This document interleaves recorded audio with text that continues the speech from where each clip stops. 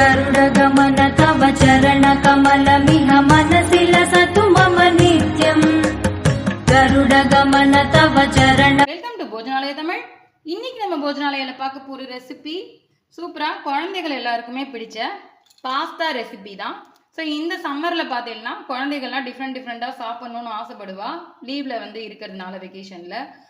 So வந்து no onion no garlic வச்சு நம்ம பாஸ்தா பண்ண போகிறோம். ரொம்பவே சூப்பராக டேஸ்ட்டாக இருக்கும். இது நம்ம பண்ண போகிறது மசாலா பாஸ்தா. ஸோ இந்த வீடியோக்குள்ளே போகிறதுக்கு முன்னாடி நம்மளோட போஜனாலய தமிழ் சேனலை மறக்காமல் சப்ஸ்கிரைப் பண்ணிக்கோங்க. இப்போ இந்த ரெசிபி எப்படி பண்ணுறதுன்னு பார்க்கலாம். ஸோ மசாலா பாஸ்தா பண்ணுறதுக்கு நான் இந்த மாதிரி பாஸ்தா வீட் பாஸ்தா வாங்கி வச்சுருக்கேன். இது வந்து ஸ்பைரல் பாஸ்தா. ஸோ வந்து ஸ்பைரலில் வீட் வாங்கி வச்சுருக்கேன். உங்களுக்கு எவ்வளோ குவான்டிட்டி வேணுமோ, எத்தனை பேர் சாப்பிட்றீங்களோ அதுக்கு ஏற்ற மாதிரி எடுத்துக்கோங்க. நான் வாங்கியிருந்த இந்த பேக்கெட்டில் இந்த பாருங்கள், இந்த பேக்கெட்டில் ஒரு 3/4 அளவுக்கு எடுத்துன்ட்டேன்.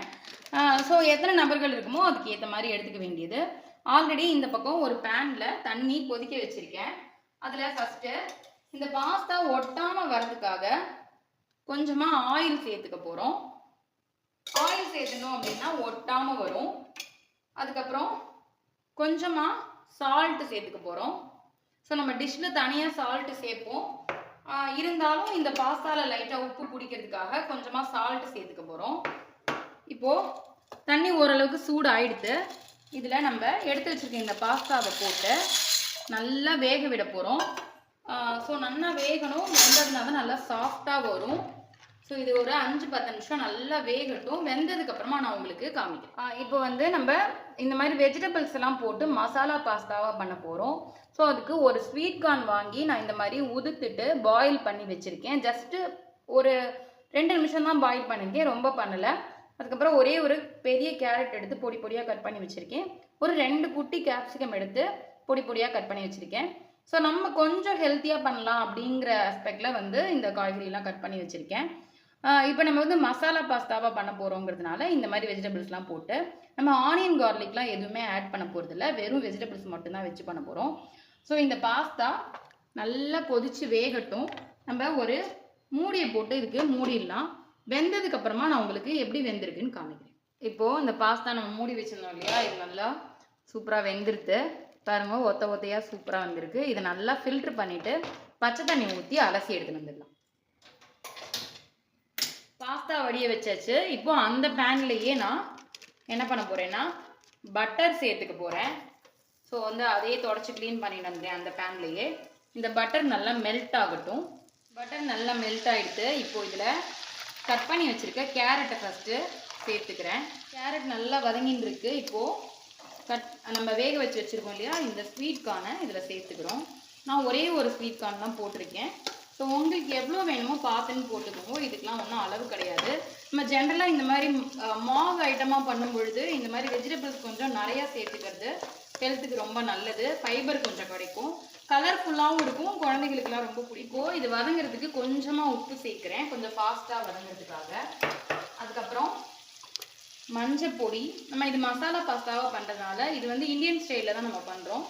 ஸோ வந்து இதெல்லாம் ஆப்ஷனல் தான் மஞ்சள் பொடி சேர்க்கறது. இல்லை உங்களுக்கு மஞ்சள் பொடி வேண்டாட்டு நீங்கள் ஸ்கிப் பண்ணிக்கலாம். இது மஞ்சள் பொடியும் உப்பு சேர்த்துருக்கோம்.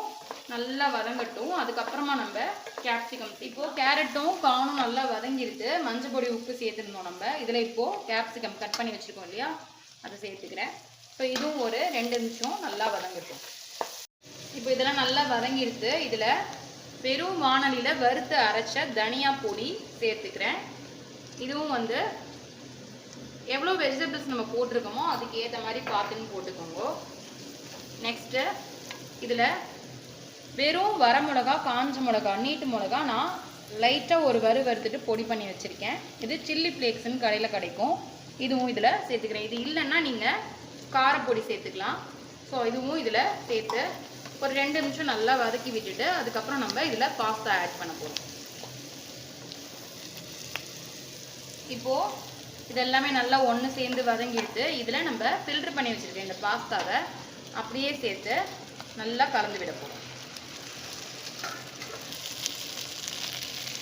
பாருங்க, இந்த வெஜிடபிள்ஸ் போட்டிருக்கிறது, இந்த மசாலா, இந்த பாஸ்தா எல்லாத்தையும் நல்லா ஒன்றா கலக்க போகிறோம். அப்போ தான் இது சேர்ந்து வரும். இப்போது இது எல்லாமே நல்லா கலந்தாச்சு. இதில் என்ன பண்ண போகிறோம்னா கொஞ்சமாக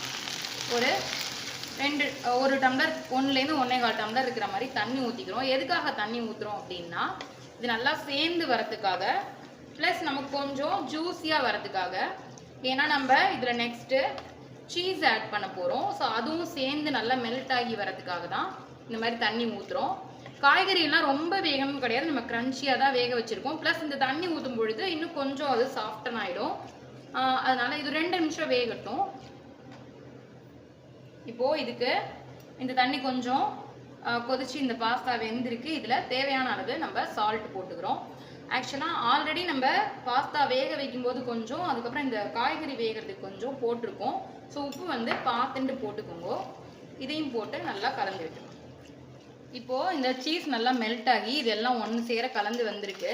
இந்த ஸ்டேஜில் ஆரிகனோன்னு சொல்லி இந்த மாதிரி காய்ந்த பார்ஸ்லி இலைன்னு சொல்லுவா. இது ரொம்ப நல்லா ஃப்ளேவர்ஃபுல்லாக இருக்கும். இதில் வந்து எந்த கார்லிக் ஆனியன் எதுவுமே ஆட் பண்ணியிருக்காது. ரொம்ப ஃப்ளேவர்ஃபுல்லாக இது பாஸ்தா அதுக்கப்புறம் பீஸா இதில் எல்லாம் சேர்க்கக்கூடிய ஒரு இன்க்ரீடியண்ட். ஸோ இது வந்து நல்ல ஒரு ஃப்ளேவர்ஃபுல்லாக இருக்கும். இது வேண்டாட்டி நீங்கள் ஸ்கிப் பண்ணிக்கலாம். அதை கொஞ்சமாக நான் இப்போது தூவி விட்டுக்கிறேன். இது இந்த மாதிரி கலரில் சூப்பராக இருக்கும். ஸோ இதையும் சேர்த்து நல்லா கலந்து விட்டுட்டோம்னா இப்போ சூப்பரான பாஸ்தா ரெடி ஆகிடுது. சூப்பரான சீஸி மசாலா பாஸ்தா ரெடி ஆகிடுது. இதில் ஆனியன் கார்லிக்லாம் நம்ம எதுவுமே சேர்க்கல. குழந்தைகளுக்கு ரொம்ப ஒரு ஃபேவரட்டான ஐட்டம். நான் மேலே கார்னிஷிங்காக கொஞ்சமாக சீஸ் போட்டிருக்கேன். ஸோ இது பாருங்க, பாஸ்தாவும் சூப்பராக வெந்திருக்கு. நிறைய மசாலாலாம் நம்ம ரொம்ப அதிகமாக சேர்க்கல, மீடியமாக தான் சேர்த்துருக்கோம். ஸோ வந்து குழந்தையிலேருந்து பெரியவாலேருந்து எல்லாருமே இது ட்ரை பண்ணி பார்க்கலாம். ஆனியன் கார்லிக் இல்லாத ஒரு ரெசிபி. அது பாருங்க, கேப்சிகம் போட்டிருக்கிறதுனால அதோட க்ரீன் கலர், இந்த பாஸ்தாவோட எல்லோ கலர், கார்னோட கலர், இந்த கேரட்டு, ஒயிட் கலரில் சீஸ் எல்லாமே சேர்ந்து ரொம்பவே சூப்பராக கலர்ஃபுல்லான ஒரு மசாலா பாஸ்தா. எல்லாருமே நான் சொன்ன இன்க்ரீடியன்ட் யூஸ் பண்ணி இது மாதிரி ட்ரை பண்ணி பாருங்க. உங்களுக்கு சப்போஸ் வந்து இந்த ஆரிகனோ வேண்டாட்டி நீங்கள் ஸ்கிப் பண்ணிக்கலாம், அதனால ஒன்றும் தப்பு கிடையாது. ஸோ அது எல்லாமே நல்ல ஒரு ஃப்ளேவர் கொடுக்கும். ப்ளஸ் ஆனியன் கார்லிக் இல்லாதது ஒரு ரொம்ப சூப்பரான ரெசிபி. பண்ணி பார்த்துட்டு மறக்காமல் எனக்கு இந்த ரெசிபி எப்படி இருந்ததுன்னு கமெண்ட் பண்ணுங்க. நீங்கள் சம்மருக்கு குழந்தைகள் வந்து இந்த மாதிரி வெக்கேஷனில் இருக்கும்போது என்னெல்லாம் ரெசிபிஸ் ட்ரை பண்ணுவீங்கன்னு எனக்கு மறக்காமல் கமெண்ட் பண்ணுங்க. திரும்பவும் ஒரு சூப்பரான ரெசிபியில் மீட் பண்ணுறேன். தேங்க்யூ. ராம் ராம்.